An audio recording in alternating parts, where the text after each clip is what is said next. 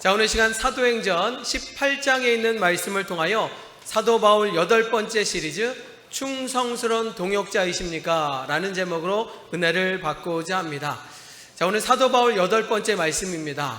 여러분들이 지금까지 말씀을 잘 기억하고 그 말씀대로 살아오고 있는지 제가 한번 7가지 질문 가운데 여러분들이 대답해 주시면 되겠습니다. 여러분들 입술로 하면 제가 정답을 말하는지 모르니까 정답할 때마다 손을 들고 1번, 2번, 3번이라고 표시해 주면 여러분들이 제대로 공부하고 있는지 또 알고 있는지 깨달을 것 같습니다. 자, 첫 번째 질문입니다. 사도 바울은 열정의 사나이입니다. 그는 목표를 위해서는 생명도 바칠 수 있는 사람이었습니다. 그런데 그는 원래 어떤 종교를 믿었던 사람일까요? 1번 불교, 2번 기독교, 3번 유대 종교. 정답은 뭘까요? 3번입니다. 3번. 손을 안 드시면 모른다는 것 같아서 제가 속이 상하니까 손을 드셔야 돼요. 그럼 안 드시면 몇 번 보면 이분들 예배 시간에 제대로 안 드렸나 그런 마음이 드니까 꼭 손을 드시기 바랍니다. 틀렸다고 뭐라고 절대 안 하니까 손을 드시기 바랍니다. 두 번째 문제. 유대 종교 지도자였던 바울이 기독교로 개종한 이유는 뭘까요? 1번 유대 종교는 재미없고 지루하기 때문에, 2번 예수님께서 환상 중에 말씀하셨기 때문에, 3번 기독교에는 예쁜 권사님이 많기 때문에. 정답은 뭘까요? 2번. 3번이라고 해도 제가 괜찮다고. 네, 우리 예쁜 권사님들이 많으시니까. 네, 2번입니다. 유대 종교를 믿었던 절대적인 사람이었고 그는 꿈을 꿔서 유대 종교 첫 번째가 되고 싶었습니다. 그런데 예수님께서 강압적으로 너는 기독교를 위한 선교사가 되라 말씀하셔서 그는 모든 것을 내려놨습니다. 자, 세 번째입니다. 그가 기독교인이 되기 위하여 훈련의 시간이 필요하였습니다. 그는 얼마 동안 어디에서 훈련을 받았을까요? 1번 한 달 동안 학원에서, 2번 1년 동안 동료들과 함께, 3번 3년 동안 아라비아 광야에서 훈련을 받았다. 정답은 3번입니다. 3번. 그렇습니다. 여러분, 신앙생활은요 단순히 주일날 예배 드리는 것으로 만족하고 성장할 수 없습니다. 때로는 아라비아 사막 가는 것처럼 깊이 주님을 만나는 시간이 필요하고요, 기도하고 훈련받는 시간이 필요하담을 꼭 기억하시기 바랍니다. 자, 네 번째입니다. 기독교인들은 여전히 사도 바울을 의심하고 있습니다. 그런데 그를 믿어주고 많은 사람들 앞으로 이끌고 가고 손을 붙잡아줬던 한 인물이 있는데 그는 누구일까요? 1번 베드로, 2번 바나바, 3번 가룟 유다. 정답은 2번입니다. 2번. 그렇죠. 바나바라는 인물이 없었으면요 사도 바울이 그런 사역을 할 수가 없었습니다. 왜냐? 모두가 의심했기 때문이죠. 언제 저게 배반할까 모른다는 가운데 의심하는 자리 가운데 믿어주고 협력하는 바나바 덕분으로 사도 바울은 사역을 시작할 수 있었습니다. 자, 다섯 번째입니다. 바나바와 바울은 험난한 사역을 기쁨으로 감당하였습니다. 그런데 저들은 복음을 증거하다가 루스드리아에서 돌에 맞아 기절하였습니다. 죽은 줄 알았습니다. 다시 살아나서 그 옆 동네인 더베에서 복음을 증거하고 안디옥으로 돌아가지 않고 돌에 맞아 죽을 뻔한 루스드라로 다시 돌아갔습니다. 그 이유는 뭘까요? 1번 그곳에 금덩어리를 숨겨놨기 때문에, 2번 루스드라의 핍박과 박해 속에서 있는 기독교인들을 찾아가 위로해주고 그리고 격려해주기 위하여. 정답은 2번입니다. 2번. 믿음은요 나 혼자만 신앙생활 잘하는 것이 아니라 주변에 어렵고 힘들어하는 사람을 위로해주고 중보기도를 하고 격려해주고 협력하는 것이 진짜 신앙이라고 성경은 말하고 있습니다. 자, 여섯 번째 문제입니다. 자, 그렇다면 모범적인 사역을 했던 이 두 명도 인간인지라 크게 다투고 갈라졌습니다. 그런 것이 우리에게 어떤 교훈을 줍니까? 1번 기독교는 실망스럽고 나쁜 종교이다. 2번 교회는 천사들이 되고 싶어하는 죄인들이 모인 곳이고 그래서 어쩔 수 없이 종종 다툼과 허영이 일어나기도 한다. 그러나 조심하도록 노력해야 되고 혹 싸움이 벌어지고 나서 실망하지 말고 사역을 멈춰서는 안 된다. 1번일까요? 2번일까요? 1번이라고 생각하면 이분을 의심할 필요가 있습니다. 이분이 오늘 교회 예배 드리러 온 건지 분란을 일으키러 온지. 교회는 그럴 수 있습니다. 그러나 그런 상황 가운데 서로 협력하고 용서해주고 또 사랑으로 보듬어줘서 일어서는 것이 진짜 교회라고 말하고 있습니다. 자, 마지막 7번입니다. 사도 바울은 2차 전도 여행을 계획하면서 1차 전도 여행 때 세웠던 교회와 성도들을 다시 찾아가 그들을 위로해 주기로 원했습니다. 그런데 그들의 계획이 바뀌어서 마게도냐로 가게 되었습니다. 그 이유는 뭘까요? 1번, 만난 음식이 마게도냐에 많아서. 2번, 성령님의 인도하심을 따라 순종하였기 때문에. 정답은 2번. 그렇습니다. 신앙생활은요, 순종이 필요한 것입니다. 내가 똑똑해서 내가 대단해서가 아니라 믿음의 사람들은 순종하는 믿음을 통하여 하나님 나라를 이루어 갈 수 있다라는 것입니다.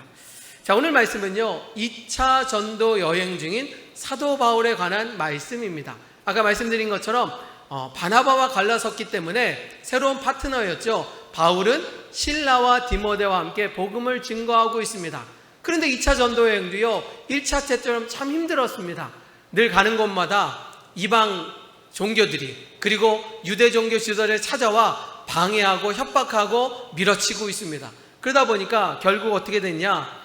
사도 바울은 데살로니가 전도에서 도망치고 또 도망치는 밖에 없었고요. 대신 그와 함께했던 실라와 디모데는 그 마을에 남겨두었습니다. 왜냐? 믿음을 지키는 사람들을 격려하고 위로해주기 위하여. 결국 사도 바울은 저들의 협박 가운데 어쩔 수 없이 도망쳤지만 가는 곳마다 복음을 증거하였고, 성경에 보면 베레아에서도 또 아데네에서도 복음을 증거하였고, 마지막으로 고린도 교회까지 정착하게 됩니다.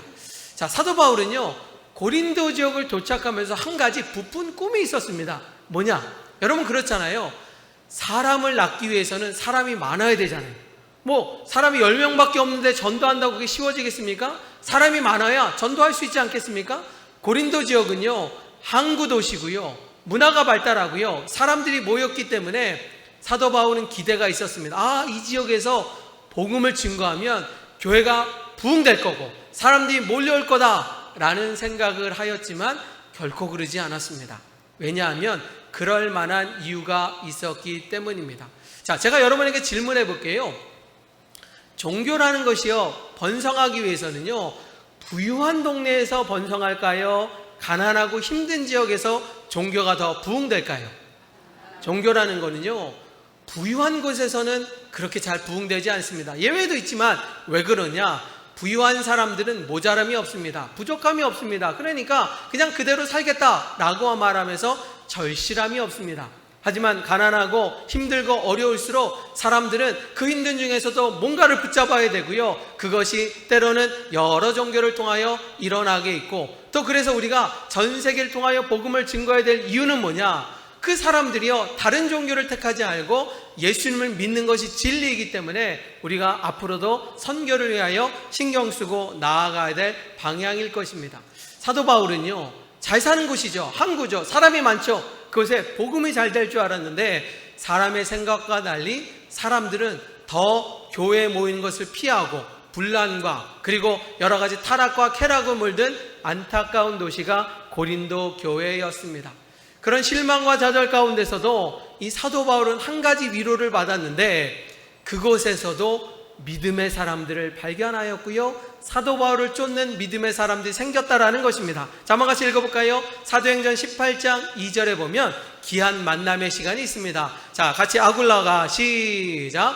아굴라라 하는 본도에서 난 유대인 한 사람을 만나니 글라우디오가 모든 유대인을 명하여 로마에게 떠나라 한 고로 그가 그 안에 브리스길라와 함께 이달리아로부터 새로 온지라 바울이 그들에게 가매. 지금 사도 바울이요, 아굴라와 브리스길라를 만나는 축복을 받았습니다. 그런데 이들은요, 원래 고린도 사람이 아니라 로마 사람이에요. 로마 사람이었는데 로마 황제 글라디우스가 뭐라고 말했냐? 더 이상 유대인들을 보고 싶지 않다. 유일사상의 저들은 내 종교를 믿지 않는다. 그러니까 유대 종교는 다 떠나라 라고 해서 유대인들을 떠나보내게 합니다. 그러니까요, 아굴라와 브리스길라는 그곳을 떠나게 되어서 어쩔 수 없이 고린도에 정착하게 되었고, 그곳에서 사도 바울을 만나게 됩니다. 그런데 지금 사도 바울도요, 힘든 중에 있어요. 왜? 가는 곳마다 복음을 전했지만 쫓겨났죠. 힘들죠. 그리고 동료였던 실라와 디모데는 다른 곳에 있죠. 혼자서 외롭게 선교를 하고 있는 그 가운데 조금 위기도 찾아오고 실망도 찾아오고 속상한 가운데 바로 아굴라와 브리스길라가 서로에게 은혜가 되고 협력이 되는 귀한 자리가 되었다라는 것입니다. 제가 아굴라와 브리스길라를 찾아보니까 재밌는 이야기가 있더라고요. 연명석 목사님의 신구약 성경 인물 연구에 보면요, 이런 재미있는 예화를 합니다. 원래 브리스길라는요, 아무나 쉽게 쓸 수 있는 이름이 아니라는 것입니다.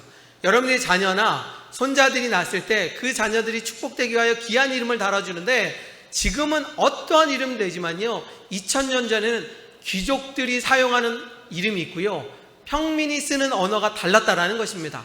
바로 브리스길라는 로마의 귀족들만 사용하는 이름이었고, 그에 비해서 그의 부인, 그의 남편 아굴라라는 평범한 사람이 쓰는 이름이라고 말하고 있습니다. 자, 그럼 어떻게 됐는가? 브리스길라가요, 어느 날 복음을 통하여 예수님을 알게 되었고, 그는 그 속에서 소망을 찾았다라는 것입니다. 자신이 믿었던 이방 종교는 아니고 예수님을 믿어야 되겠다는 확신을 가지고요, 그는 용감을 갖고 결단을 하고 기독교인이 있는 곳을 찾아가 믿음 생활을 시작했다라는 것입니다.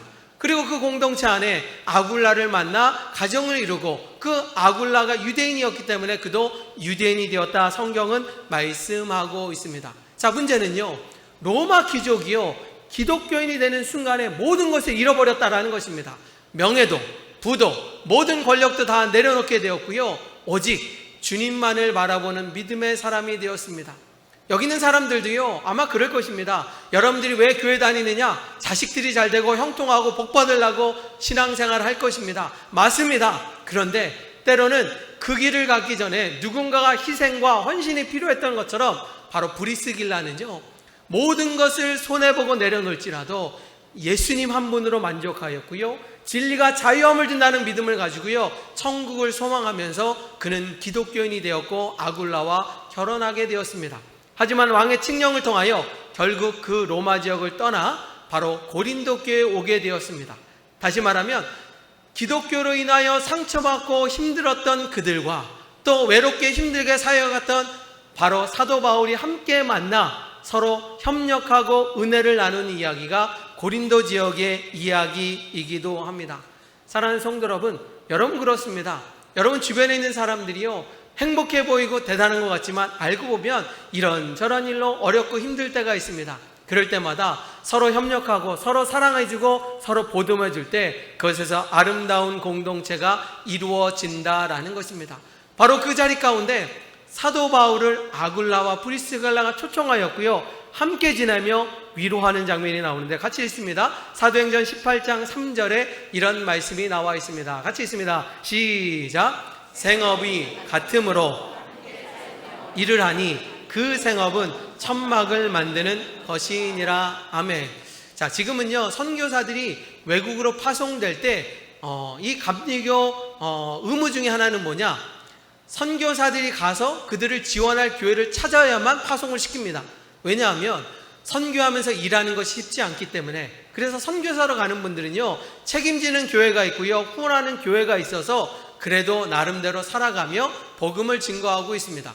근데 2000년 전에는 그런 게 어디 있겠습니까? 사도 바울이 이곳저곳 가면서 복음을 증거했지만 사도 바울을 후원해 준 사람이 없었기 때문에 그는 텐트 메이커, 집을 짓는 목수의 일을 하면서 선교 사역을 하게 되었고요, 아굴라와 브리스길라가 같은 직종으로 같이 연결해서 있다가 사도 바울의 복음을 듣고 은혜를 받았습니다. 그런데 너무나 감사한 것은 바로 그 뒤로 아굴라와 브리스길라가 사도 바울에게는 없어서는 안 될 위대한 동역자가 되었음을 성경은 말씀하고 있습니다. 자, 그 이야기가 고린도전서에 등장하는데 고린도전서 16장 19절에 보면 이런 말씀이 담겨져 있습니다. 같이 한번 읽어볼까요? 아시아에 시작. 아시아의 교회들이 너희에게 문안하고 아굴라와 브리스가와 그 집에 있는 교회가 주 안에서 너희에게 간절히 문안하고. 이 말씀에 보면요, 아굴라와 브리스길라라고 얘기하면서 그 다음에 뭐냐면 그 집을 교회로 사용하고 있다는 것입니다. 여러분 생각해 보세요. 여러분들의 집을 교회로 사용한다. 쉬운 결정입니까? 절대로 쉬운 결정이 아닙니다. 왜냐하면 우리 집이 넓건 좁건 그 집이 소중하고 편안한 것은 뭐냐? 내 사생활이 보호되고 있기 때문입니다. 그런데 아굴라와 브리스길라는요, 교회를 세우기가 넉넉지 않으니까 자신의 집을 교회로 만들고 사람들이 오면서 기도할 수 있도록, 누구든지 함께 할 수 있도록 그렇게 자신의 집을 교회로 공개했다라는 것입니다. 얼마나 대단한 믿음입니까? 그걸로 끝나지 않습니다. 사도 바울이 1년 반의 고린도 사역을 마치고 에베소 지역으로 갔을 때 그것을 쫓아가기도 합니다. 아니, 로마 감옥에 있을 때도 성경에 보면 아굴라와 브리스길라가 그 곁에서 사도 바울을 돕고 협력하는 헌신의 사람이라고 말씀하고 있습니다. 다시 말하면 사도 바울의 역할을 감당할 수 있도록 그 옆에는 충성스러운 동역자가 있었는데 그 중에 한 명이 바로 아굴라와 브리스길라라는 것입니다. 저는 말씀을 읽으면서 그런 생각을 해봤습니다. 우리 교회가 여기까지 오는 동안에는 한 사람의 노력과 한 사람의 헌신도 있지만 그러나 수많은 사람들의 동역자가 있기에 여기까지 왔다면 저에게도 말씀을 준비하면서 하나님, 저에게도 귀한 동역자가 있는데 앞으로도 저와 함께 헌신하는 믿음의 동역자를 더 많이 붙여주셔서 제가 사역하는데 힘을 얻도록 도와달라고 기도하면서 말씀을 준비하였습니다. 자, 그런데 성경을 보니까요, 사도 바울 곁에 아굴라와 브리스길라가 있는 것처럼 바로 모세에게는요, 모세 옆에 동역하는 사람이 또 있었다라는 것입니다. 자, 읽어볼까요? 출애굽기 17장 11절의 말씀을 같이 한번 읽어봅니다. 자, 모세가 시작. 모세가 손을 들면 이스라엘이 이기고 아말렉이 이기더니. 자, 오늘 말씀은 무엇이냐? 출애굽한 이스라엘 백성들이 광야에서 머물고 있습니다. 하나님의 보호하심으로 정말 광야에서 지내고 있는 어느 날 아말렉이라는 300만의 군사들이요, 저들에게 찾아와서 저들을 죽이려고 합니다. 그러니 모세 지도자는요, 겁이 났습니다. 아니, 우리 병사들도 없고 전쟁할 사람도 없고 무기도 없는데 저들이 무기를 가지고 찾아온다면 우리는 당연히 죽을 수밖에 없다는 그런 생각 가운데 모세가 기도하기 시작합니다. 하나님의 도우심을 구하기 시작합니다. 그런데 얼마나 절실한지 그 자리에서 기도하는 것이 아니라 이왕이면 산에 올라가서 기도하면 하나님과 더 가까울 것이다, 하나님이 더 응답해 줄 것이다 라는 마음으로요, 시내 산에 올라가서 기도하고 있는 장면이 나옵니다. 그런데 오늘 말씀 읽은 것처럼 희한하죠. 모세가 손을 들면요, 하나님이 도와주시는지 이스라엘이 이깁니다. 그런데 모세가 손을 내리잖아요. 힘들어서 내리면 이스라엘이 지는 겁니다. 아말렉이 이기는 겁니다. 아, 그러면서 깨달았습니다. 이 전쟁은 사람과 사람의 싸움이 아니라 하나님의 도우심으로, 하나님의 역사하심으로 전쟁을 이길 수 있겠구나 라는 믿음을 가지고 그때부터 손을 들기 시작합니다. 근데 여러분, 물어볼게요. 여러분, 손을 들면요, 몇 분 정도 들 수 있습니까? 5분 정도도 못 들걸요? 제가 1부 예배 때 질문하는 동안 손 들고 있으라 그랬거든요. 그랬더니 문제 5번 하니까 다 손 내리고 있더라. 말도 안 했는데. 왜냐? 손을 든다는 게 어려워요. 중력의 법칙 때문에 우리 손은 당연히 내려가는 것이고요, 뭐 오래 들어도 10분 이상 들기는 어려울 것입니다.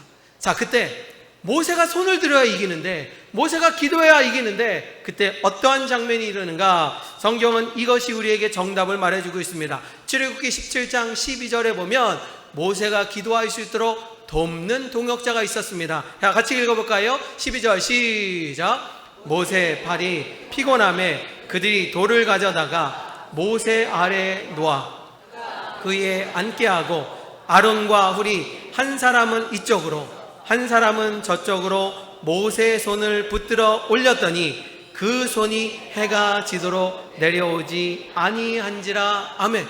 모세가 두 손을 높이 계속 지켜드니 하나님이 도와주셔서 이스라엘이 승리하는 놀라운 역사가 임한 줄 믿습니다. 여러분들에도 하나님의 도우심으로 인생 가운데 승리하시기를 주님의 이름으로 축원합니다. 자, 그런데 생각해 보세요.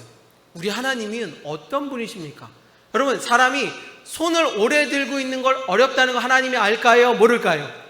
아시잖아요. 그러면 모세가 손을 내면 지잖아요. 근데 올리는 거 10분도 못 하는데, 그렇다고 하나님은요, 모세를 골탕 먹이시기 위하여 그렇게 하셨을까요? 그렇지 않다라는 거예요. 성경은 뭐라고 말하느냐? 하나님은요, 모세가 사역을 할 수 있도록 동역자가 필요함을 성경은 말씀하고 있습니다. 아론과 훌이 없다면요, 모세는 계속 손 못 들었을걸요? 전쟁에서 패배했을걸요? 그런데 모세가 사역할 수 있도록 하나님은 사람이 있기를 원하고 동역자가 있기를 원하고 아론과 훌이 양옆에서 붙잡아 주었고 도와줬기 때문에 전쟁에서 이길 수 있다라는 것입니다. 다시 말하면 하나님은 동역자를 찾으시고 믿음의 사람을 찾으시고 여러분이 그 자리 가운데 주인공이 되기를 주님의 이름으로 축원합니다. 뿐만이 아닙니다. 성경에 보면요, 모세 시대뿐만 아니라 예수님의 시대에도 예수님을 돕고 협력하는 헌신하는 여인들이 있었음을 성경은 말씀하고 있습니다. 그냥 12명의 제자들은 아닙니다. 왜? 성경을 보세요. 오히려 12명의 제자는요, 예수님을 더 힘들게 했습니다. 짐이 됐습니다. 그런데 오늘 성경 보면 예수님이 사역을 마음껏 할 수 있도록 돕는 무리가 있었는데 바로 누가복음 8장에 등장합니다. 자, 누가복음 8장 1절과 2절에 보면 이런 여인들이 등장합니다. 같이 있습니다. 그 후에 시작. 그 후에 예수께서 각 성과 마을에 두루 다니시며 하나님의 나라를 선포하시며 그 복음을 전하실세 함께하였고 또한 악귀를 쫓아내심과 병 고침을 받는 어떤 여자들 곧 7 귀신이 나간 막달라인이라 하는 마리아와 함께. 오늘 말씀 보면요, 막달라 마리아는 여인이 있습니다. 그런데 이 여인이요, 보통 여인이 아니에요. 지금 마귀 사탄의 지배를 받고 있는 그런 여인입니다. 마귀는요, 성경에 보면 악령이라고 말하고 있고요, 마가복음 5장에 보면 사람을 정신 나가게 이상하게 만드는 사람이 만드는 거다라고 말하고 있습니다. 한 마리의 마귀가요, 사람한테 들어가서 사람을 괴롭히는 것이 얼마나 고통스러운데 오늘 성경 보니 막달라 마리아는 7 마귀가 그녀를 괴롭히고 있다고 말합니다. 정상적인 여인이겠습니까? 아닙니다. 미치광이 여인입니다. 삶이 망가진 여인입니다. 그런데 주님이 그 여인을 불쌍히 여기고 이렇게 선포합니다. 나사렛 예수로 명하노니 악한 마귀 사탄아 그 여인에서 빠져나오라 라고 명령하였을 때 그 여인에게 악귀가 물러나게 되었고 정상이 되었습니다. 여러분 생각해 보세요. 평생을 미치광이로 살았는데 하나님의 능력으로 고침받았으니 얼마나 기쁘고 감사한 일이겠습니까? 그는 정말로 감사하는 마음으로 예수님을 섬기며 예수님께 감사를 표시했다 성경은 말씀하고 있습니다. 자, 믿는 사람이나요, 믿지 않는 사람이나 어떤 고마움과 어떠한 감사한 마음이 있으면요, 그것을 표현하는 것은 당연한 것입니다. 그는 누구나 하는 것이고요, 특별히 우리나라는 동방예의지국이기 때문에 누구든지 누구한테 도움을 받았다면 감사를 표시하는 것은 누구나 할 것입니다. 자, 그런데 한 번 정도는 누구나 한다고 그러지만 계속적으로 할 수 있겠습니까? 그리고 몇 년 동안 할 수 있겠습니까? 꾸준히 할 수 있습니까? 이거는 다른 문제일 것입니다. 자, 오늘 막달라 마리아는요, 귀신병의 고침을 받았어요. 얼마나 기쁩니까? 비정상적이고 미치광이가요, 이제 정상이 되었으니 평생 감사하고 살 것이고 그 마음을 담아 하나님께 예수님께 감사를 표현하였습니다. 그런데 이 여인은요, 한 번으로 끝나는 것이 아니라 예수님이 가는 곳마다 막달라 마리아의 흔적이 있음을 성경이 말씀하고 있습니다. 예수님이 사역하는 그곳마다 막달라 마리아와 여러 여인들이요, 예수님 앞에 물질로 헌신하며 때로는 헌신과 희생을 통하여 그 길을 돕고 있는 장면이 성경 가운데 나와 있습니다. 요한복음 20장에 보면 어떤 말씀이 있느냐, 예수님께서 십자가에 달려 돌아가시는 그 자리 가운데 정말 있어야 될 제자들은 다 도망갔잖아요, 무서워서. 그런데 그 자리에 막달라 마리아는 있었고요, 예수님을 바라보며 슬퍼하며 고통하며 울고 있었다라는 것입니다. 만약 십자가 자리에 기독교인으로 발탁되면요, 그 여인도요, 어쩌면 몰매를 맞고 고통을 받을 수도 있었습니다. 그럼에도 불구하고 나를 고쳐주신 예수님, 나를 사랑하신 그 예수님 곁을 지키는 막달라 마리아를 보면 그 여인이 진정한 동역자임을 우리는 깨달을 수 있습니다. 뿐만이 아닙니다. 예수님께서 십자가에 달려 돌아가셔 바로 아리마대 요셉 무덤에 들어갔을 때 그 무덤 앞에서 울고 슬퍼하며 걱정하며 마음 아파하는 여인이 있었는데 그 여인이 막달라 마리아라고 성경은 말하고 있습니다. 자, 읽어볼까요? 요한복음 20장 1절에 보면 이런 말씀이 있습니다. 같이 있습니다. 시작. 안식 후 첫날 일찍이 아직 어두울 때에 무덤에 와서 돌이 무덤에게 옮겨진 것을 보고, 누가 시켜서 그런 것이 아니라 자신을 구원해주고 자신을 살려주고 믿음의 길로 갈 수 있도록 도와주신 예수님의 사랑과 은혜를 감사하는 마음으로 그 여인은 동역자가 되기로 결심하였고 예수님이 가는 곳마다 헌신하였고 끝까지 지켜주시는 은혜를 나누어 줬다라는 것입니다. 여러분, 예전에 속담에 이런 말이 있습니다. 정승집의 개가 죽으면 정승집 문지방에 달아라 없어지도록 문상객이 문전성시를 이루는데 정작 정승이 죽으면 개미 한 마리도 얼씬하지 않는다라고 말하고 있습니다. 아니, 정승이 죽었는데 사람들이 많이 찾아올 것 같은데 안 찾아온다는 거예요. 그런데 정승의 미물인 개가 죽으면요, 사람들이 문전성시로 찾아온다는 겁니다. 왜 그럽니까? 그래야만 권력을 등에 얻기 때문에, 그래야만 뭔가 얻을 것이 있기 때문에, 정승이 죽고 나면 권력도 끝나니 더 이상 보살필 것도 없다라고 말하는 인간의 인정머리 이기적인 모습을 보게 됩니다. 그 당시에 예수님은요, 정승과 같은 사람이었습니다. 예수님께서 가는 곳마다 기적을 행하였습니다. 말씀을 전할 때마다 수백 명, 수천 명이 모였습니다. 인기 스타였습니다. 그럴 때 사람들은 뭐라고 생각하느냐? 야, 드디어 예수님이 다윗 같은 왕이 되겠구나. 이 나라를 혁명을 일으킬 것이고 이 나라를 통치하는 로마 황제를 무찌를 것이다. 그리고 새로운 나라를 펼쳐서 예수님을 쫓아가면 나도 예수님 따라가면 뭔가 권력을 얻고 힘을 얻겠구나. 그렇게 사람들이 많이 쫓아다녔다라는 것입니다. 그런데 십자가상의 예수님을 보세요. 우리 예수님 얼마나 불쌍한 것처럼, 무능한 것처럼 아무것도 하지 않고 고통과 아픔을 느끼며 그 자리에서 십자가에 달려 돌아갔습니다. 많은 사람들이 그렇습니다.